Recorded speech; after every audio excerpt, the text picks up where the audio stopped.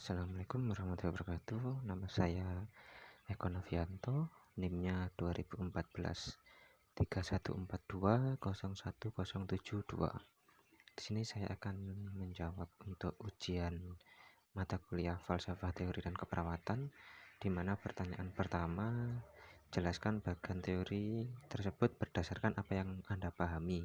Di sini saya mendapatkan tentang transcultural nursing, di mana bagian tersebut transcultural nursing dikembangkan oleh Linenger, di mana dalam model teorinya ini dalam model Sunrise menampilkan visualisasi hubungan antara berbagai konsep yang signifikan, ide pelayanan dan keperawatan. Memberikan asuhan merupakan jantung dari keperawatan dan merupakan karakteristik dasar dari keperawatan.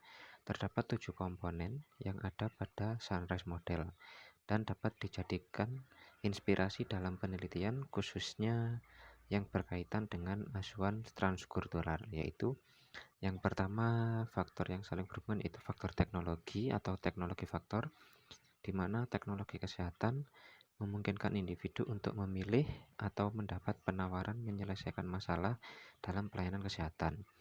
Perawat di sini perlu mengkaji lebih dalam tentang persepsi sehat sakit, kebiasaan berobat atau mengatasi masalah kesehatan, alasan mencari bantuan kesehatan, alasan klien memilih pengobatan alternatif, dan persepsi klien tentang penggunaan dan pemanfaatan teknologi untuk mengatasi permasalahan kesehatan saat ini. Yang kedua adalah faktor agama dan falsafah hidup, di mana agama adalah suatu simbol yang mengakibatkan pandangan yang amat realistis bagi para pemeluknya. Agama memberikan motivasi di atas kehidupannya sendiri.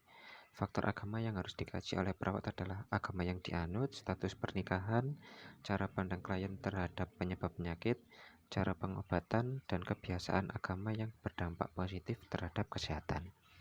Yang ketiga, faktor sosial dan keterikatan keluarga, di mana faktor sosial sendiri perawat pada tahap ini harus mengkaji faktor-faktor seperti nama lengkap, nama panggilan, umur, dan tempat tanggal lahir, jenis kelamin, status tipe keluarga, pengambil keputusan dalam keluarga, klien dengan keluarga bagaimana. Untuk yang keempat, nilai-nilai budaya dan gaya hidup, di mana nilai-nilai budaya adalah suatu yang dirumuskan dan ditetapkan oleh penganut budaya yang dianggap baik atau buruk. Norma-norma budaya adalah suatu kaidah yang mempunyai sifat penerapan terbatas pada penganut budaya terkait. Yang perlu dikaji adalah posisi dan jabatan yang dipegang oleh kepala keluarga, bahasa yang digunakan, kebiasaan makan, makanan yang dipantang dalam kondisi sakit, persepsi sakit berkaitan dengan aktivitas dan kebiasaan membersihkan diri.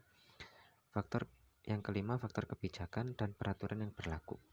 Kebijakan dan peraturan rumah sakit yang berlaku adalah segala sesuatu yang mempengaruhi kegiatan individu dalam asuhan keperawatan lintas budaya. Yang perlu dikaji adalah peraturan dan kebijakan yang berkaitan dengan jam berkunjung, jumlah anggota keluarga yang boleh menunggu, cara pembayaran untuk klien yang dirawat. Yang keenam, faktor ekonomi. Klien yang dirawat di rumah sakit memanfaatkan sumber-sumber material yang dimiliki untuk membiayai sakitnya agar segera sembuh. Dalam hal ini yang perlu dikaji perawat adalah pekerjaan klien, sumber biaya pengobatan, tabungan yang dimiliki oleh keluarga, biaya dari sumber lain misalnya asuransi, pergantian biaya dari kantor, atau patungan anggota keluarga. Yang ketujuh, faktor pendidikan, di mana latar belakang pendidikan klien adalah pengalaman klien dalam menempuh jalur pendidikan formal tertinggi saat ini. Hal-hal yang perlu dikaji dalam tahap ini adalah tingkat pendidikan klien, jenis pendidikan, serta kemampuannya untuk belajar secara aktif mandiri tentang pengalaman sakitnya sehingga tidak terulang kembali. Dari beberapa faktor tersebut, ada 4 prinsip atau ajaran utama dari teori keperawatan transkultural, yaitu yang pertama ekspresi, arti pola dan perilaku asuhan budaya bermacam-macam, namun masih ada nilai-nilai yang bersifat umum dan universal.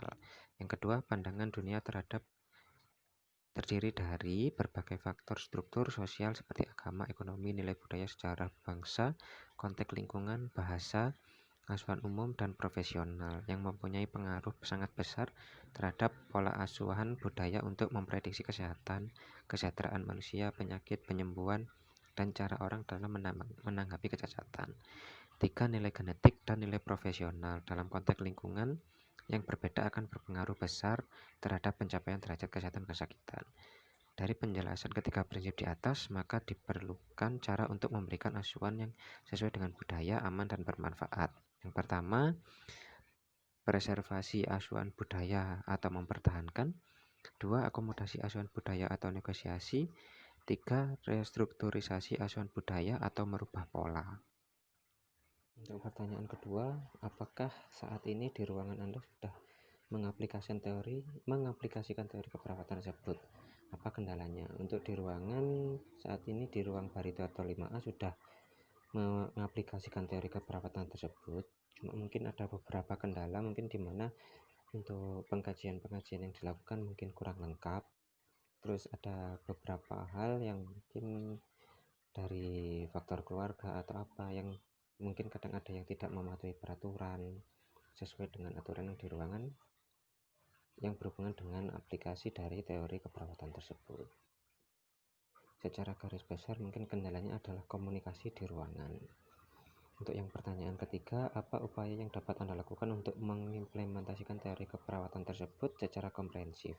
Dan ceritakan kasus khusus yang Anda temui di ruangan yang dapat digunakan untuk aplikasi teori tersebut. Untuk upaya dari yang dilakukan untuk agar teori keperawatan tersebut dapat dimanfaatkan secara komprehensif adalah lebih meningkatkan lagi komunikasi, lebih meningkatkan lagi keterampilan perawat dalam melakukan pengkajian agar semua hal-hal yang ada dalam faktor-faktor dari dimensi sunrise dari Linear tadi dapat terkaji.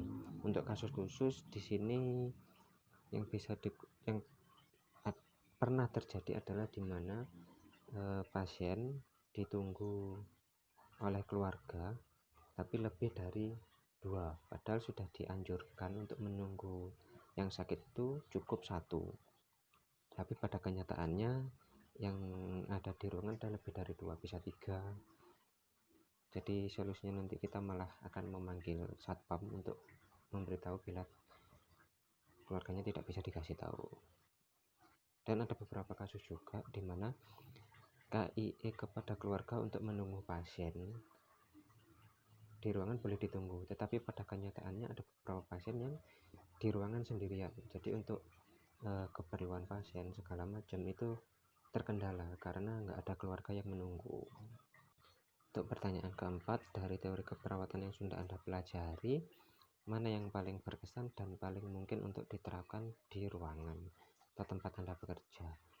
Kalau dari teori yang sudah saya pelajari, dari teori Linear ini menurut saya paling berkesan karena di sini faktor-faktor yang dikaji itu sesuai dengan apa yang ada di rekam medis pasien. Jadi hampir semua hal faktor-faktor dari 7 tadi itu sudah tercakup dalam format-format pengkajian pasien yang ada di ruangan.